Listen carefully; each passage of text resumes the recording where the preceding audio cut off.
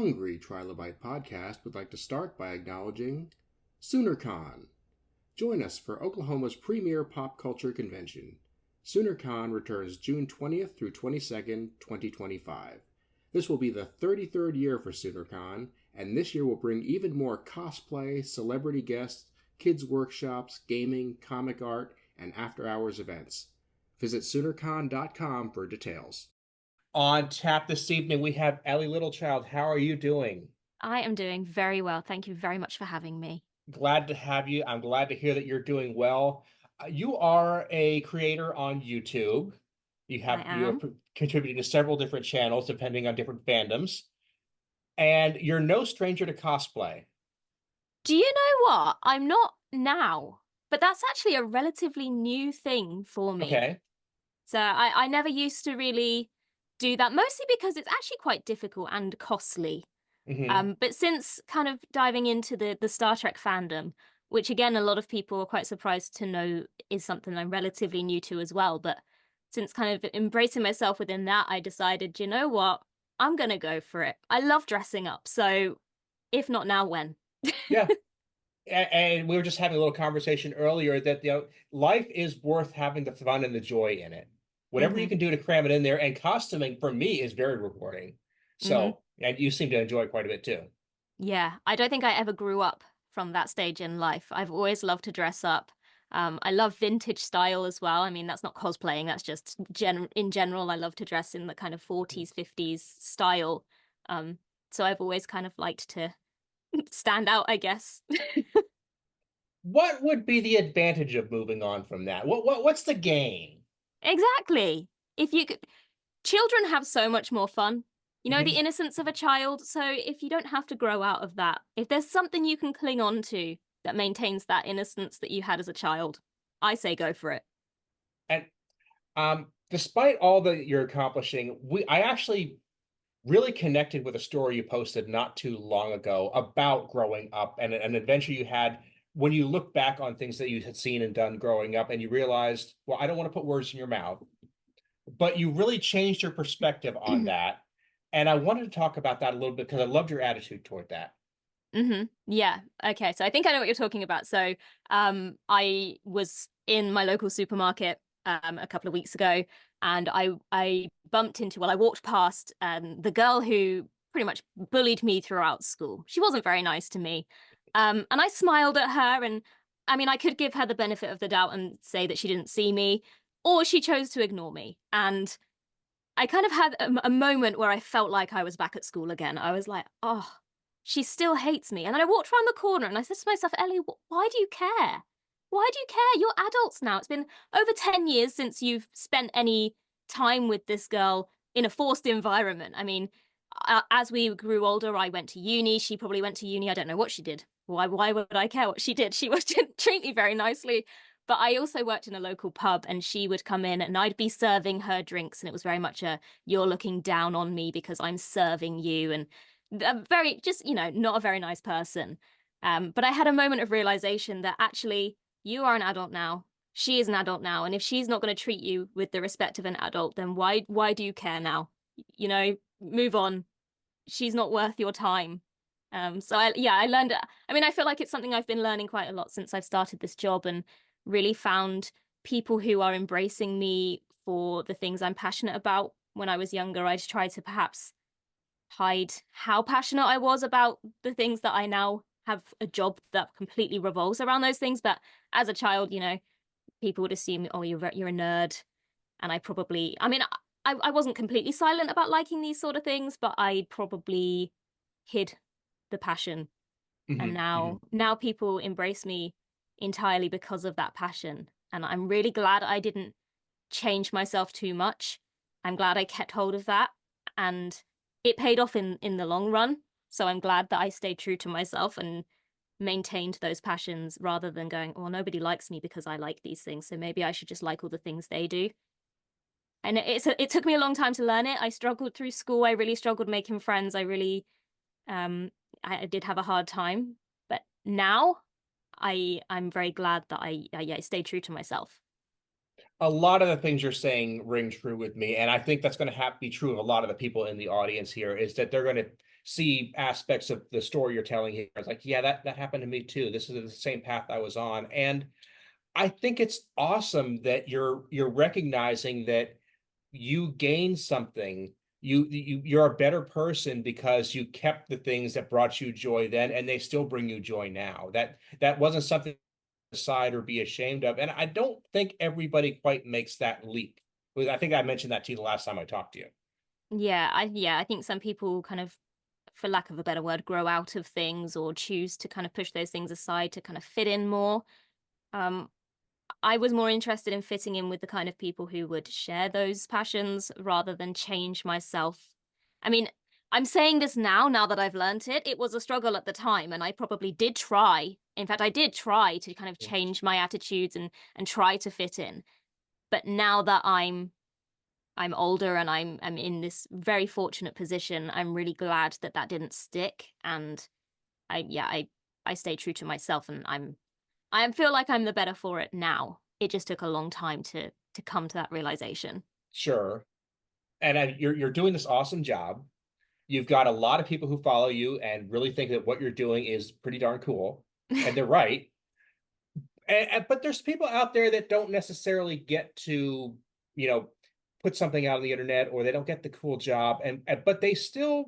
I really think it's important we say, hey, your fandom is still valid. Your life is still valid.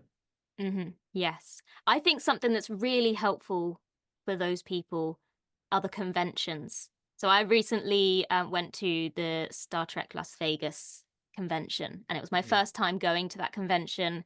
I was entirely unprepared for how huge it was going to be, how many people were going to be so kind and come and say hello. But what I really noticed there is this was a place where everybody fit in, everyone could be themselves, and nobody was judging anybody because we were all there for the same thing. And I think that's really important. I mean, yes, I'm very fortunate to be in a job where I get to spread my passions for what I love online. And a day doesn't go by that I don't pinch myself that this is actually my employment. As opposed to, there are plenty of people that do it as a hobby, as a side project as well. And I say that's brilliant. I'd like to think that if this wasn't my job, that I would be doing that as well, although I don't know if I'd have the skill. There's a whole team behind our content. I think if it was just down to me, it wouldn't look anywhere near as good. It would end up being quite mediocre. So kudos to the people who managed to make all this content all by themselves, because I could not do it. But yeah, I think carry on. No, go ahead. I was just going to say the conventions, I think definitely with regards to various fandoms. I mean, there's conventions for all sorts of things, but I think those are the places where you find your people, and there's no judgment there. Everyone is equal there. I love STLV. It is one of my favorite conventions. I haven't been there in several years. I do miss it a lot, but I know exactly what I mean. And I think that that's a really good way to look at it, that conventions are the chance to get everybody together, to get everybody to give you a chance to meet new friends, have new experiences, and find, especially if you feel like you're kind of alone in this, realize you very much are not. Yeah, I mean, I struck up conversations with all sorts of people. Some people, from a position of my job, who had come to say hello because they recognized myself or Sean or whoever I was with. But there were some people who had no idea. And I'd like to stay humble. I don't expect people to walk up to me and know who I am. It was the strangest feeling when people did do that, because I'm just, at the end of the day, I'm just a person in my loft. And there's a real disconnect between what we produce and the figures. To us, they're just numbers when we look at them on a screen. It's not until you're in an environment where so many people are coming up and knowing who you are that you're like, wow, there are a lot of people seeing my face on a daily basis. But I struck up conversations with people in the queues in Starbucks, and they didn't know who I was, but we were all in a place where we were all celebrating the same thing, and it was very easy to just have a conversation about this thing that we were all here to share. And I think it's remarkable the way fandom does this. It gives us something to bond over, that you can walk up to somebody whom you've never met before and say, hey, what's your favorite episode? Or, hey, what is this thing? I'm trying to remember this line from this. And it's instant bonding material. Yeah, and I think for the most part, especially within the Star Trek community, there's so much content that there are so many differing views and opinions on what's the best, what's the favorite, what's the worst. I mean, we don't really want to talk about what the worst are, but everyone has differing views, and for the most part, people respect that, and you can have a conversation and you know, a friendly debate about, no, I think this one's better, no, I think this one's better. But for the most part, I mean, the whole idea of Star Trek is to spread positivity, is to show a future where we've gone beyond kind of petty debates over money or land or all those things. I think Star Trek is something that just from the very beginning has been about spreading a positive message for a brighter future. There was somebody who came on this show, and I'm speaking highly of this person, even though it's not going to see him like I am at the moment. But he opened the conversation by saying Star Trek sucks. And I had a minute, but we ended up talking. I said, okay, why do you say that? And what are you looking for? And we ended up having a really good talk about what he's looking for. And he probably wouldn't have found what he likes in Star Trek anyway. I get that. I grant that. We're all different. But it gave us a chance to say, okay, why do you like this? And I think that's what Trekkies have learned before we talk to people from the outside. It's like, we get this, that you don't like this, but I like this. Let's talk about the why. Yeah, I think especially in this current climate, that's something that a lot of people have forgotten. That there is such a thing as a friendly debate about something, and it's totally okay if you have a differing view to somebody. That's not the be all and end all of that friendship or that relationship. I think that's something that people should remember in this, particularly at the moment, that one thought that you have or one opinion that you have doesn't negate your entire personality, and it shouldn't mean that you should suddenly not have a relationship with someone just because their views are different. Right. That's the nature of humanity, to all have differing views. It shouldn't mean that suddenly someone's cancelled, or I hate cancel culture, but the idea that one view that you have should suddenly mean that you don't deserve respect, or you don't deserve people to like you, or it does baffle me. It does, especially when people are so complex. There's so much context around the views you have. I mean, I think of any belief you have, I don't even care which one it is, but that could be something that you just thought of quickly and made a judgment, or it could be something that's been baked into you from the moment you were little. And you don't know what it is until you talk to that person and figure out, how did you come to this belief?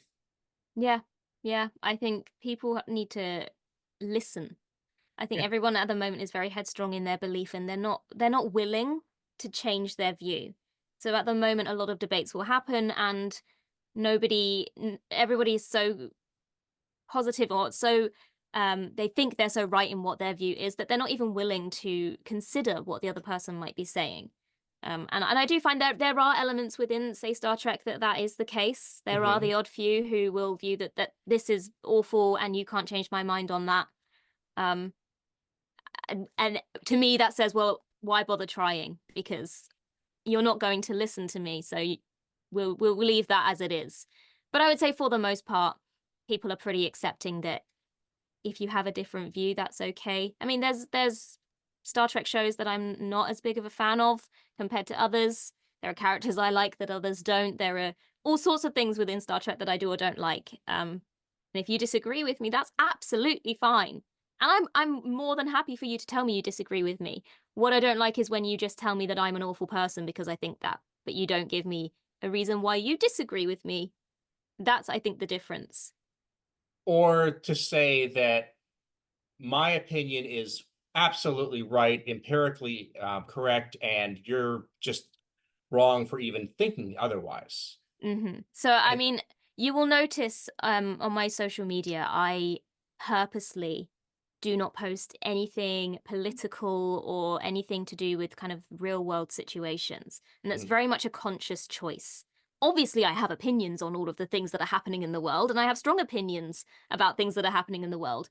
But I feel like because I have a platform, people will look at what I say and take that as fact and take that as truth. And I have no background in politics or any of those things to be in a position to post something and say that that is truth.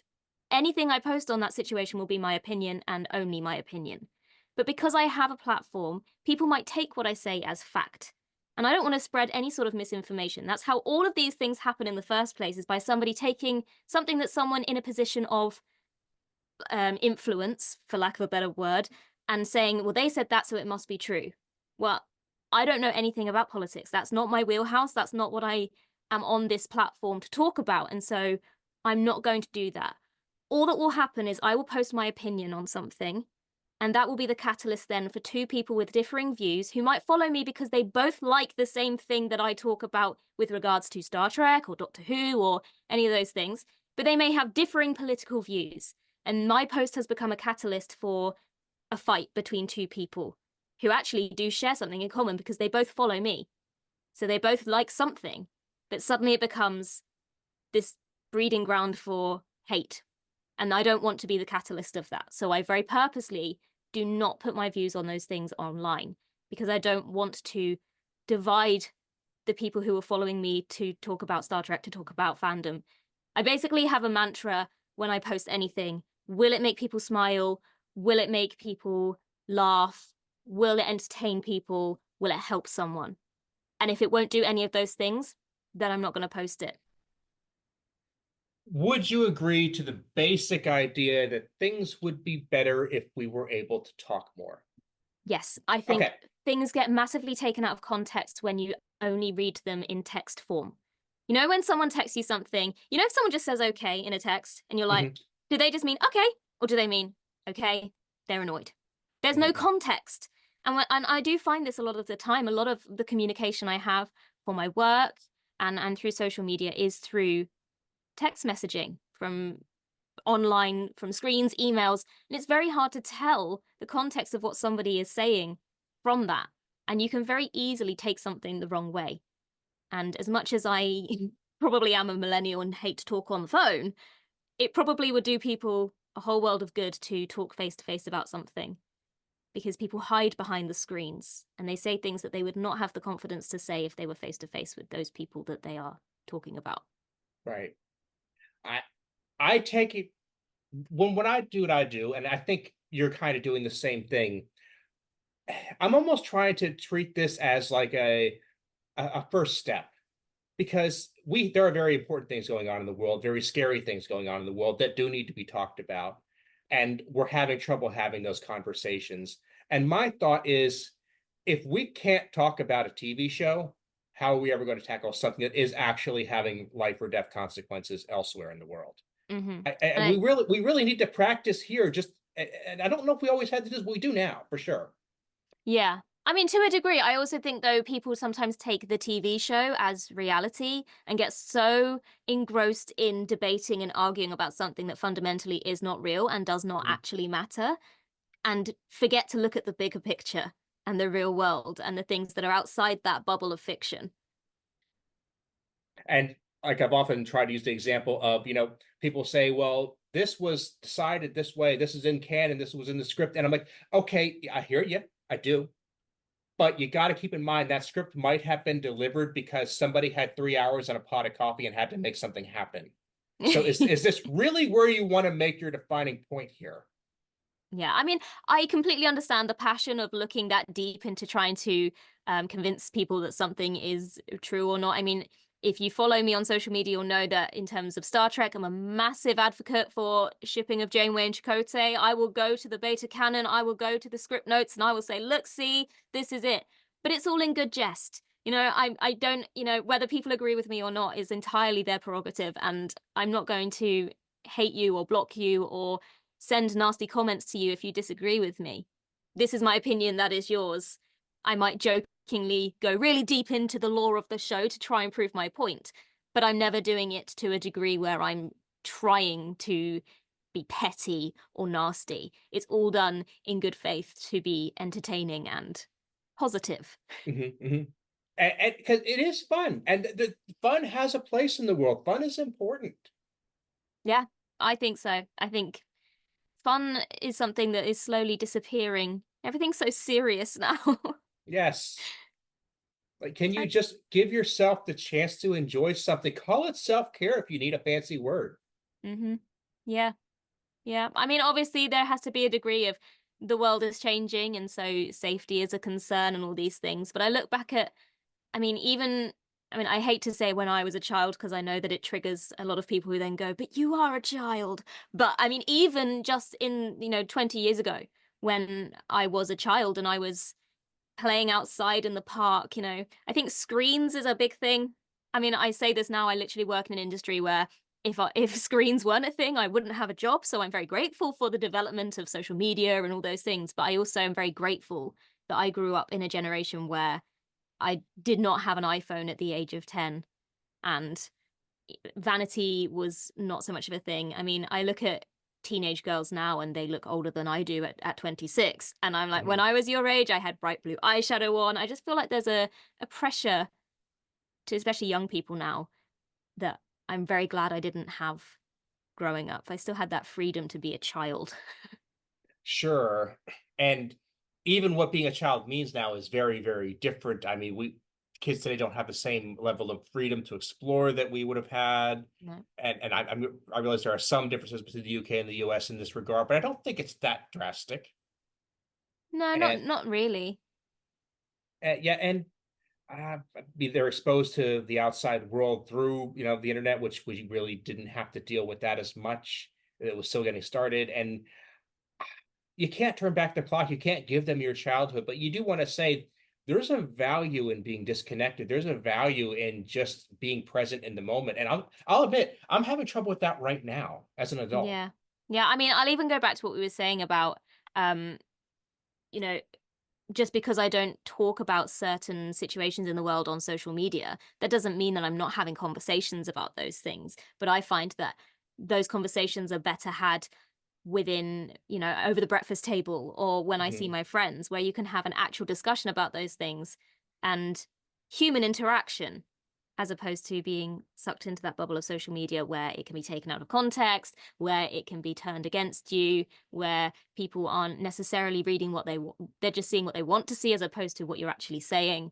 And yeah, I do feel like especially the youths of today are stuck in that need to be in the social media bubble, and it's not good. There's social media adds a quantity to every interaction where you can be judged on your likes and your retweets and your emojis that get posted there. And I'm not sure there's an analogous thing that another generation would have experienced compared to that. You're not going to have a conversation over your breakfast table or around the water cooler that gets quantified in the way that our conversations get quantified now. And I don't think that human I don't think our interaction, our the way we deal with things socially has adapted to that yet. No, I agree. I don't. I spoke earlier about, the school bully or whatever, but I just feel like the biggest worry that we had when we were at school was, trying to be like the popular kid. But the only way to measure whether that kid was popular was based on kind of things that were in the classroom. It wasn't about how many followers they had on TikTok, or, there's a whole new pressure to be added that's not even to do with the situation you're in. It's all in this kind of bubble that's floating around in the cloud. Like, it's not real. How many followers you have is, I realize I'm saying this in a position where I am lucky to have a following, but it's not about the following in terms of the figures. It's about, engaging with the people that share my interests. I'm not in it for the fame, for lack of a better word. I don't like that word at all, but another thing that the culture is having trouble adapting to are the different degrees of fame, the different degrees of notoriety, where you might not be completely unknown. You are not on the cover of a movie poster that's coming out. There are very shades in between, and we haven't navigated that yet. Now, I mean, like you said, you get recognized at conventions, and I get recognized at conventions, and I'm like, I don't really consider myself to be anybody, but it does happen. And it's interesting. And I just hope that it just means that our community is that strong that we're just starting to recognize our online neighbors. Yeah. I mean, it's very interesting as well. It just very much depends on the circles you are within. So, I work in very much in an online community. Everything I do is posted for the public to see. But members of my family work completely different to that. My brother works very agricultural. He doesn't he doesn't really have much of a social media presence. And we were out in London a few weeks ago, and we were at an event, and it wasn't a fandom event of any sort. It was just a day out, and they overheard somebody saying, "That's Ellie from WhoCulture." And it was a little bit of a kind of shock because he'd never been with me when that had happened before. I mean, before Las Vegas, that was something I was I was not used to that at all. And I'm not saying, oh, I'm used to it now, but Vegas kind of prepared me a little bit more because it happened so frequently that then when it happened there, I wasn't quite so phased. But I kind of was, because I wasn't in a situation where I expected it. Like a convention, it might be more likely to happen, but this was just a random day out. But it definitely does, and because he works in an environment where those sort of things don't matter, likes and subscribers and all that sort of thing. He wasn't like, oh, that's so cool, someone recognized you. He was kind of like, yeah, okay. Which is nice. It grounds you. It doesn't let you get a big head. It keeps you humble to the fact that, yes, people recognize you, and yes, you're successful in what you do, but that's not the be all and end all. And the people that really matter to you aren't going to care whether you have thousands of followers and subscribers or one or two. And I think that's the important thing. The people who really matter are the people that are physically in your life. Yeah. And I'm not saying that I don't appreciate all the people that follow me, though. Sure. I love you all. But the fact that, making these connections in real life online, I mean, that really has meant a lot to me personally. I will tell you that. There are people I've met that I will treasure for the rest of my days that I've met doing this, and I have fandom to thank for it. Mm-hmm. And that really does mean a lot because, like I say, life is hard.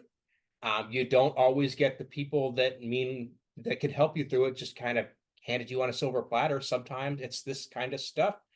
Just to use a similar example to your story before, about 2 or 3 months ago, I was getting out of bed. I think it was like a Sunday morning. My alarm went off. I reached over, I went to tap my phone, and I see a notification there.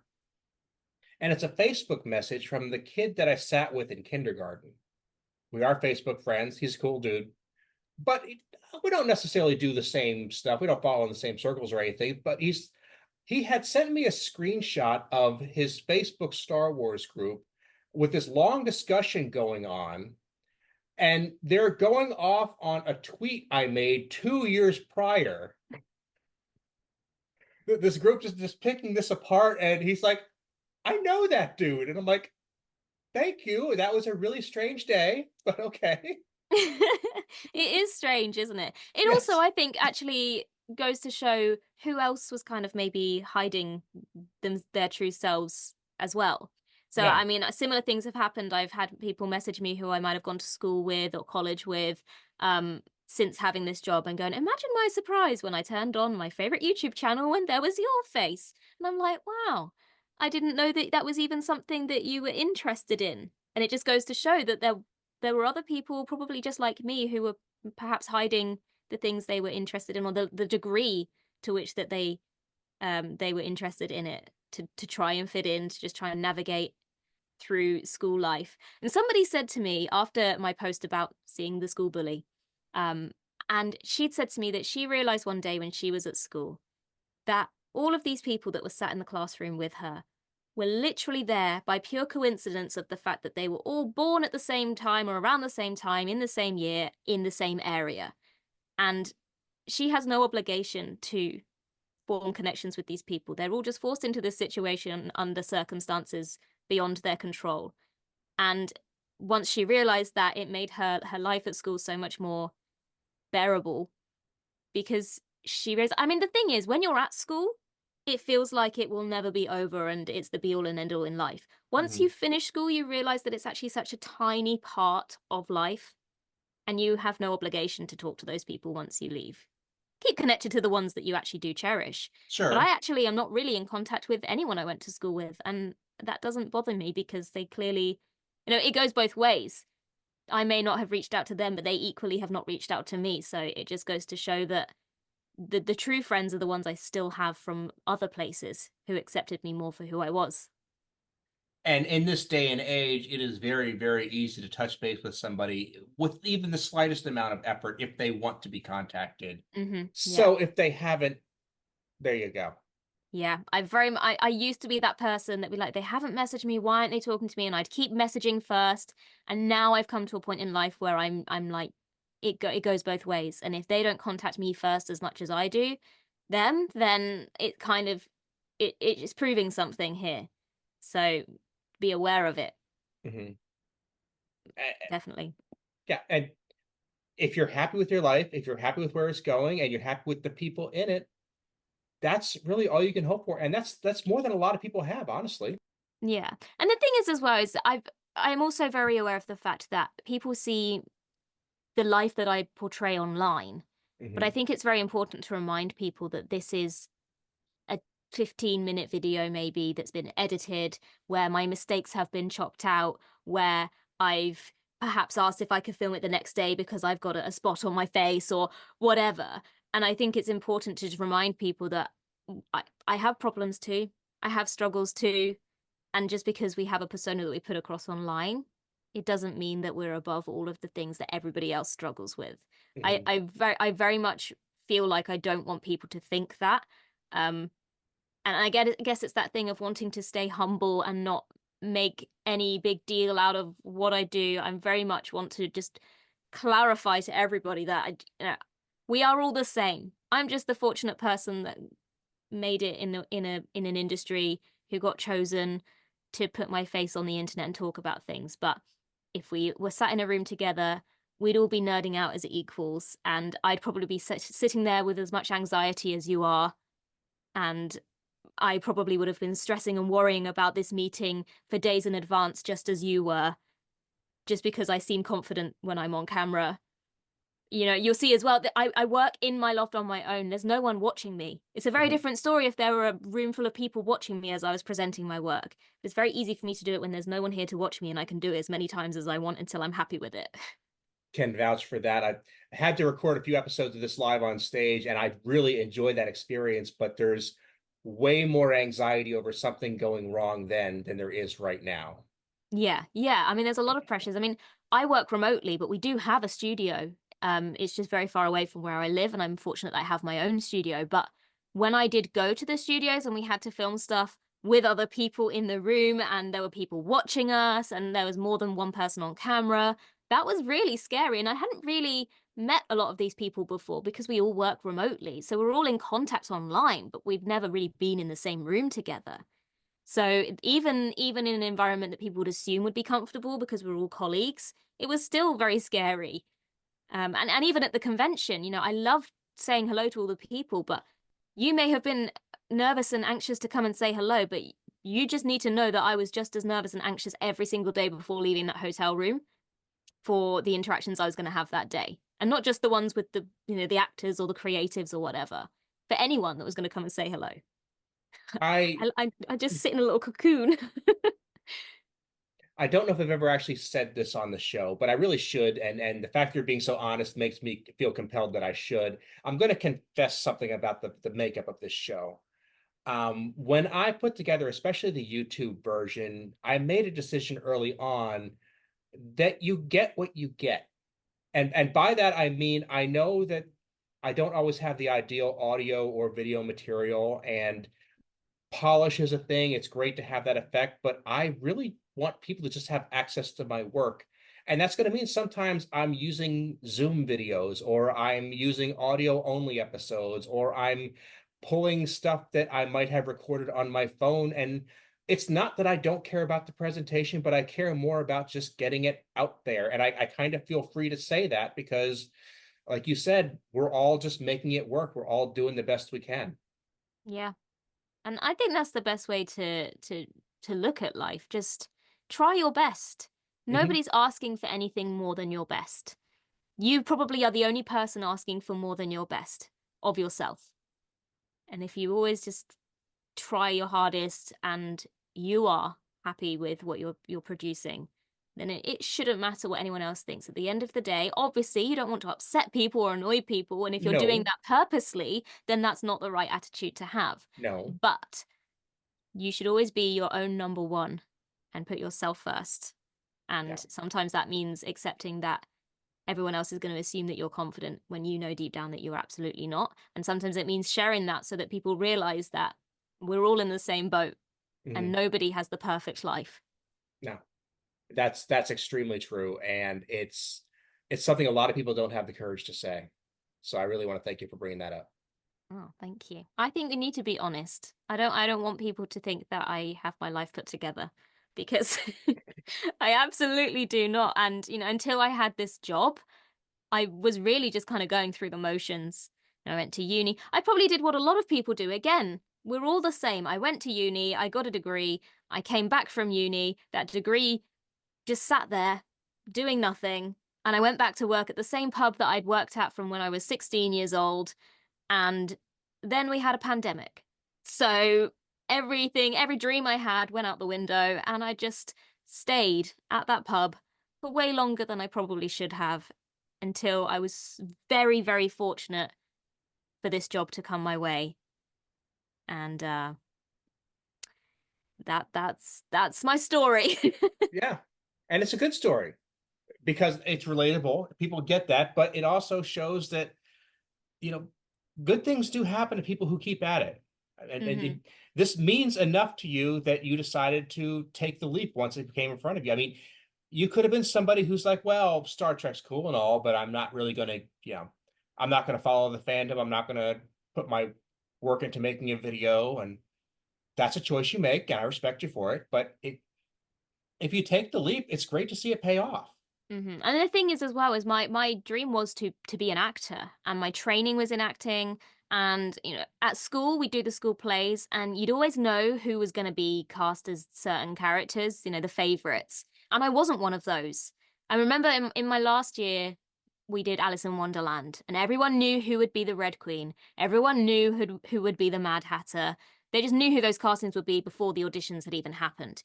Alice was the one person they were like, actually, don't know who that's going to be. And I was the lucky person that got to play that character. But it wasn't a predictable casting. It was kind of like, oh, okay. And I was really pleased by that, and it was great. And I stuck by it. I wasn't necessarily the best person in the class, but I didn't necessarily need to be. Now I know that. At the time, I struggled to realize that. And I did it at uni. My degree is in drama and acting, and that's what I wanted to do. Really, I picked a very difficult industry to get in, and I did have in the back of my mind this voice that was telling me, you know, so many people want this job, and it's one of the hardest jobs to have. You can have all the qualifications under the sun, and it can make no difference whatsoever. And working at the pub, I was just kind of plodding along and not really getting anywhere.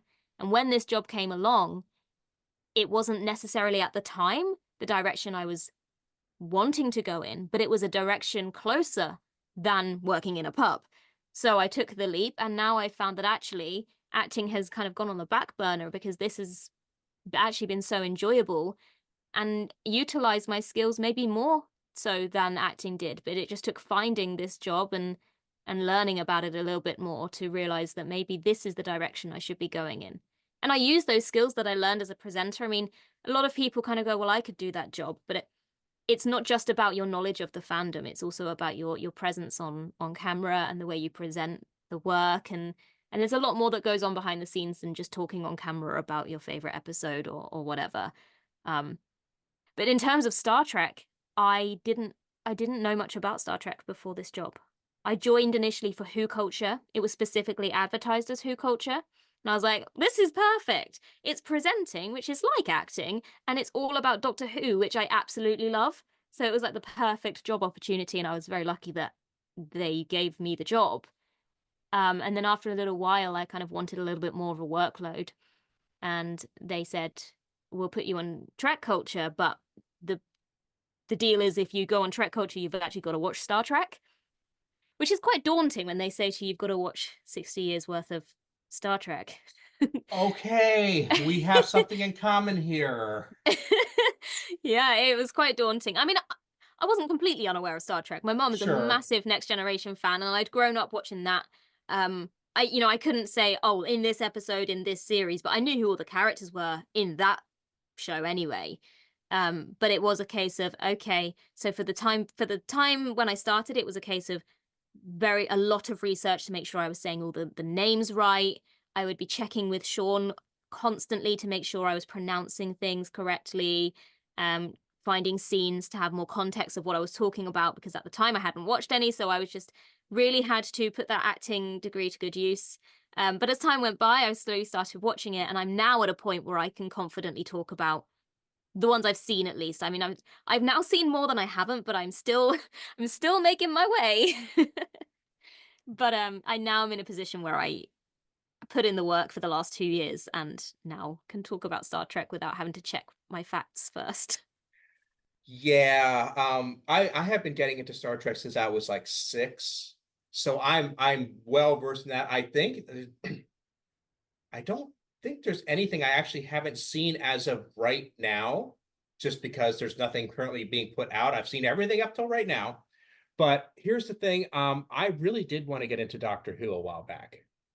And being the person who likes the giant story, it's like, I'm just really going to go back to the beginning. I started with the William Hartnell episodes, Wow. which, as you know, are not even complete. And I loved it, but it's like, I feel like I am eating an elephant here. And Mhm.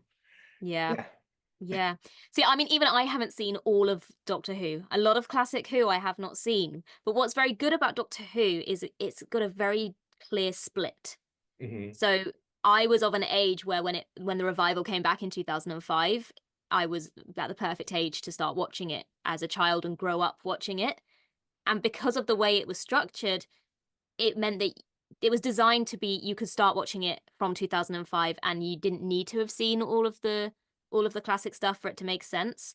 Obviously with my job I've now watched more of the classic stuff, but even now I've watched more of the classic Star Trek than I have of classic Doctor Who. But my knowledge of modern Doctor Who is quite vast. I would think so. Yeah. Yeah. And that's And just from being a kid who loved it and watched it on repeat. mhm. That's literally all it was. So, those kids that stay in and watch TV, I mean, I would like you all to go outside and play. Go and touch some grass and feel the sunlight on your face. Don't keep yourself locked in your room. But if your interest is sitting in and watching Doctor Who as opposed to, I mean, at uni, I was such an old granny. All my friends would be getting ready to go clubbing and I'd be there with my cup of tea watching Doctor Who, like, have fun, kids. I'm going to watch Mm, Doctor Who. But now it's paid off because all of that is still in my brain and I can talk about it for ages.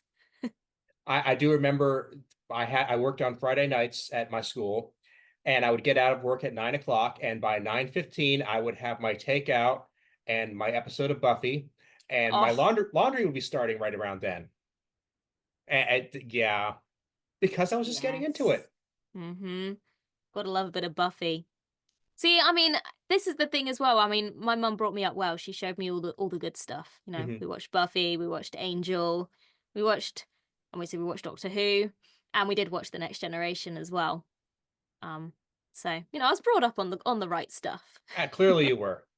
Ellie, I want to thank you so much for doing this. I'm having a fantastic time talking with you, and I would definitely like to do this again really, really soon. Yeah, Um, definitely. but where can people find you on the internet? Where can people follow your adventures and watch all the things we've been talking about? Okay, so we'll go with the official channels first. So predominantly on WhoCulture and TrekCulture, Mhm. on YouTube, and then we have social media pages for all those channels as well. I do the odd video on the main What Culture channel and the horror channel as well. Although I will tell you a secret, horror not my bag.